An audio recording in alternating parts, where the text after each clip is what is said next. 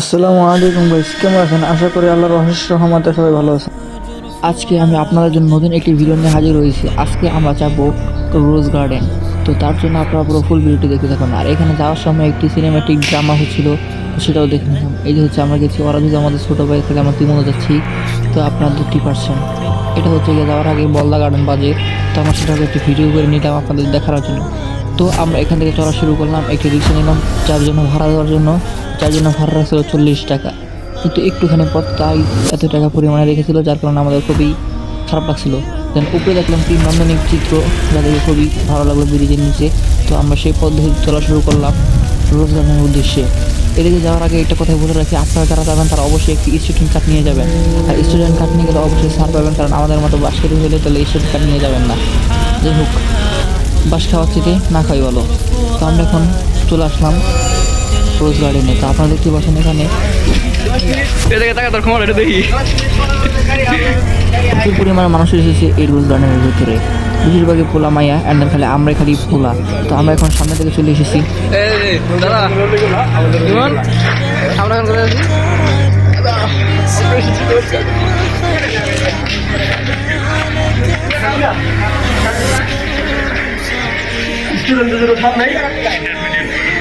হ্যাঁ, college ID card তোর dances কত অর্ডার দে? আচ্ছা, একটা স্টুডেন্ট লাগে তোরা ছবি তুলি নেই। আইডি কার্ড আনতে মন নেই আজকে। ছবি দেখে যাবো, আমারটা আছে। আমিও কবির, আমি কবির বলবো চারজন স্টেশন মাত্র। কার্ডটা আনতে মন নাই, আবার খেয়াল করে দেয়।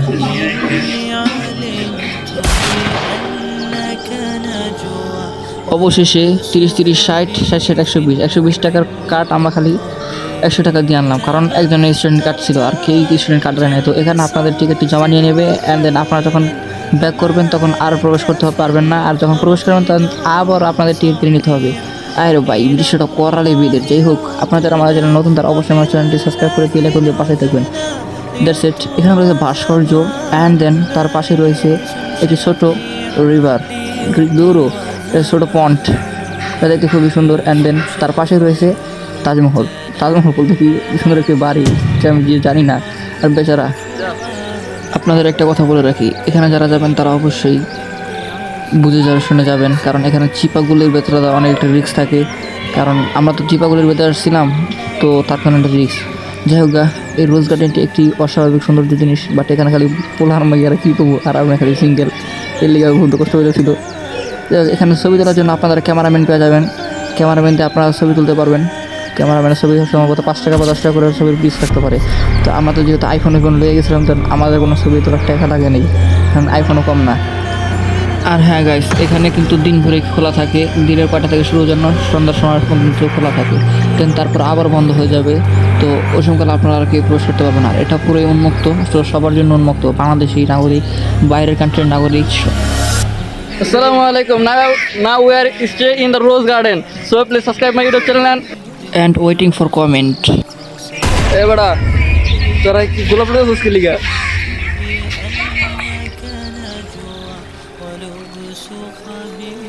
রোজ গার্ডেনটি রয়েছে 2 তলা ভবন বিশিষ্ট একটি দালান, যেখানে সামনের দিকে রয়েছে, পিছনের দিকে রয়েছে, এবং তার পাশে রয়েছে একটি ছোট ঘর, সেটার নামও আমরা কেউ জানি না। আশেপাশে রয়েছে অনেক ধরনের খেজুর গাছ, কি খেজুর গাছ বলতে কি সুপারি গাছ, অ্যান্ড দেন তার পাশে রয়েছে কতগুলো গোলাপ ফুল গাছ বা রোজ গাছ। হাঁটার জন্য কিছু রয়েছে সুন্দর সুন্দর জায়গা, এবং পিছনের দৃশ্যটাও অনেক সুন্দর, এটা প্রায় রাজপ্রাসাদের মতো, যা দেখতে অত্যাধুনিক সুন্দর এবং ভাস্কর্যময় দিয়ে তৈরি করা হয়েছে এই প্রাসাদটি। আপনারা চাইলে এই প্রাসাদের ভেতরে প্রবেশ করতে পারবেন। আমরা একটু পরে ভিতরে প্রবেশ করব, তার আগেই আমরা যেহেতু অনেকখানি হেঁটে এসেছি, তাই আমাদের কিছু রেস্ট নেওয়ার প্রয়োজন। তাই আমরা একটু পরে রেস্ট নেবো, অ্যান্ড দেন তারপরে আমরা আপনাদের এটা পুরো ফুল ভিডিও দেখানোর চেষ্টা করবো এটার ভেতরে। আসসালামু আলাইকুম ভাই, কেমন আছেন ভাই?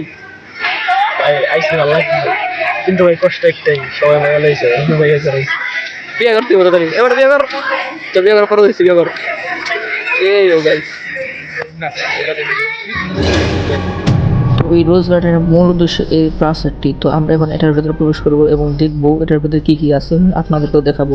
এটার ভেতরে প্রবেশ করার আগে সুন্দর একটি রাজাকে সিঁড়ি পেয়ে যাবেন, অ্যান্ড তার পিঠের পাশেই দুটি ভাস্কর্য রয়েছে, সেগুলো তো আমরা তাদেরকে চিনি না। তো এটার ভিতরে পুরোটা অন্ধকার, মানে ছোটো ছোটো ডিম্বাকৃতির লাইট জ্বালানো।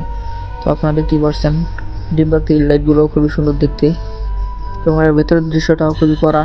এখানে কোনো জিনিস আপনার ধরবেন না, কারণ এটা ধরা পুরোটাই নিষেধ।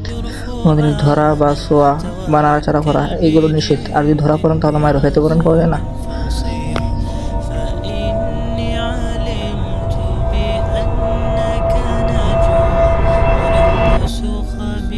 এখানে একটা কথা বললেই নাই, এখানে সিকিউরিটি গার্ডও রয়েছে যা আপনাদেরকে সুরক্ষিত দেবে। বলতে কি তাদের আসবাবপত্র বা এরা ভাস্কর্য বা সব কিছু দেখে রাখার জন্য সিকিউরিটিও দেওয়া হয়েছে, যাতে আপনারা কোনো জিনিস নষ্ট না করে ফেলেন। এই তো আপনারা দেখতে পাচ্ছেন একজন লোক সে ঝাড়ু দিচ্ছে এবং মানুষদেরকে বলছে সরে যেতে, যে এখানে কেউ ধরাধরি নিষেধ করবেন না। তো কে শোনে কার কথা? যেহেতু এই সোফাগুলো যদিও অনেক আগের, তাই এগুলো ধরতে নিষেধ করছে, কারণ যদি কোনো ক্ষতি হয়ে যায় আমাদের দেশেরই কোনো ক্ষতি হবে অবশ্যই। তাই এগুলো ধরবেন না এবং কোনো সমস্যার ক্ষতি করবেন না। নিজের দেশকে নিজেকে সুরক্ষিত রাখতে হবে। এটা যেহেতু 2 তলা ভবন বিশিষ্ট, তাই আমরা এখন প্রথম তলা দেখে না আপনাদের আমরা 2য় তলায় প্রবেশ করব। তো এখানে সিঁড়িতে অনেক মানুষ ছবি তুলছে, আপনারা দেখতেই পাচ্ছেন বিভিন্ন ফ্যাশনারভাবে ছবি তুলছে, বাট আমাদের কোনো ক্যামেরাম্যান নেই, যার কারণে আমরা ছবি তুলতে পারি না ভালো করে। তো আমরা এখন 2 তলা দেখলাম। তো 2 তলার উপরে আপনারা কখনো উপরে যেতে পারবেন না, কারণ 2 তলা পর্যন্ত ফিক্সড, এর উপরে যাওয়া যাবে না এবং যাওয়া নিষেধ। যেহেতু এখানে আপনার ছবি তুলবে ইনশাল্লাহ। এটার ভেতরে আরও দৃশ্য করা, বেড়া যাওয়া যদিও গ্লাস করা, কিন্তু ওইগুলো ধরাও নিষেধ। ধরতে গেলে যাকে জুগে দিলে মনে ভেঙে দেবে, এরকম নরম টাইপের। তো এখন আমরা ভেতরে প্রবেশ করছি ভাই, ভেতরেটা খুবই জাঁকজমকভাবে সাজানো, যা দেখলে খুবই মনটা ভরে যায়।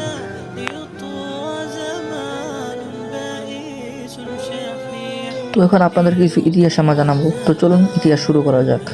পুরান ঢাকার টিকাটুলির M10 লেনে অবস্থিত ঐতিহাসিক রোজ গার্ডেন 1930 বা 31 সালের দিকে জমিদার ঋষিকেশ দাস নির্মাণ করেন, যা পরবর্তীতে 1949 সালে 30 জুন আওয়ামী লীগের জন্মস্থান হিসেবে পরিচিত পায়। 22 বিঘা জমির উপর নির্মিত এই বাগানবাড়িতে বিদেশ থেকে আনা গোলাপের চারা রোপণের কারণে এটি রোজ গার্ডেন নামে পরিচিত হয়, এবং 1989 সালে প্রত্নতত্ত্ব অধিদপ্তর এটিকে সংরক্ষিত ভবন ঘোষণা করেন। ভাই আমরা সিঙ্গেল পেটে কিছু মনে হচ্ছে,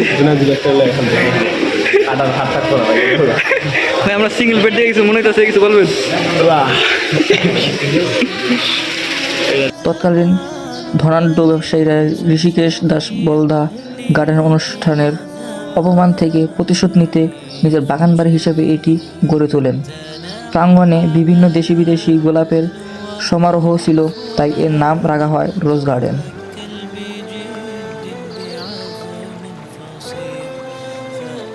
আপনারা এখানে এসে অনুভূতিটা কেমন একটু বলবেন? বন্ধুকে হ্যাঁ ভাই, এখানে আমার অনুভূতিটা খুবই ভালো, কিন্তু সো গাইস আমরা এখন যাচ্ছি ওই দিকে, যেন ওখানে যা ছবি তুলবো। এটি হচ্ছে ভাস্কর্য, হাত নেই। এই আমার বন্ধু আমার কাছে হাত নেই, যার হাত নেই। 1949 সালের 23 জুন এখানে পূর্ব পাকিস্তানে আওয়ামী লীগ বা আওয়ামী মুসলিম লীগ, বর্তমান বাংলাদেশে আওয়ামী লীগ গঠনের প্রাথমিক সভা অনুষ্ঠিত হয়। ঋষিকেশ দাস দেউলিয়া হয়ে গেলে এটি কাজী আব্দুর রশিদ কিনে নেন এবং এর নতুন নামকরণ করেন রশিদ মঞ্জিল।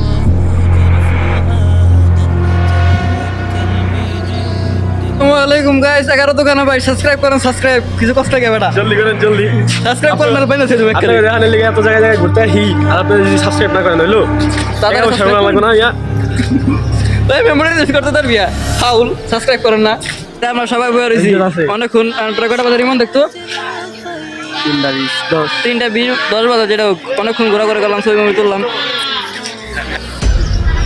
এ দাদা তুই ওরে কি করো দাদা? এ দেখ দেখ তোর ভিডিও করে লাইছি।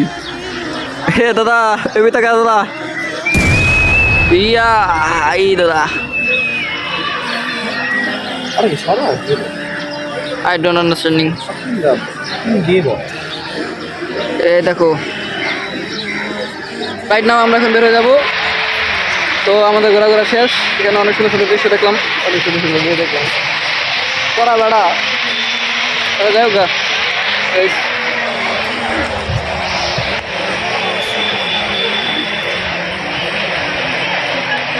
1971 সালে আগে এটি বেঙ্গল স্টুডিও ও মোশন পিকচার্স লিমিটেড ইজারা নেই এবং পরবর্তীতে সরকার এটি কিনে নেয়, সংরক্ষণ করেছে।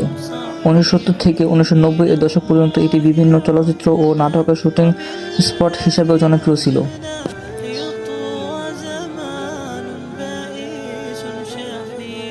তো আজকের জন্য আমাদের ভিডিওটা এই পর্যন্ত শেষ। তো প্রায় 3টা বা 4টার দিক সময় হয়ে গেছে, এখন আমরা চলে যাব। আর অবশ্যই হ্যাঁ, আমাদের চ্যানেলটিতে সাবস্ক্রাইব করে যাবেন, যারা নতুন এসেছেন তারা অবশ্যই সাবস্ক্রাইব করবেন এবং অবশ্যই কমেন্ট করে যাবেন ভিডিওটি কেমন হয়েছে। আর যদি ভিডিওটি ভালো লাগে থাকে তাহলে অবশ্যই আমার চ্যানেলটি সাবস্ক্রাইব করে বেল আইকনের পাশে থেকে এবং ভিডিওটি শেয়ারও করে দিবেন। এবং আজকের জন্য বিদায় নিচ্ছি, দেখা হবে অন্য কোনো এক পার্টে নতুনভাবে নতুন করে এবং আপনাদের মনের মতো এডিট করে নিয়ে আসবে ইনশাআল্লাহ। তো সবাই আমাদের জন্য দোয়া করবেন এবং আমাদের চ্যানেলের জন্য অবশ্যই সবাই দোয়া করবেন যাতে তাড়াতাড়ি আমার চ্যানেলটি গ্রোথ পায়।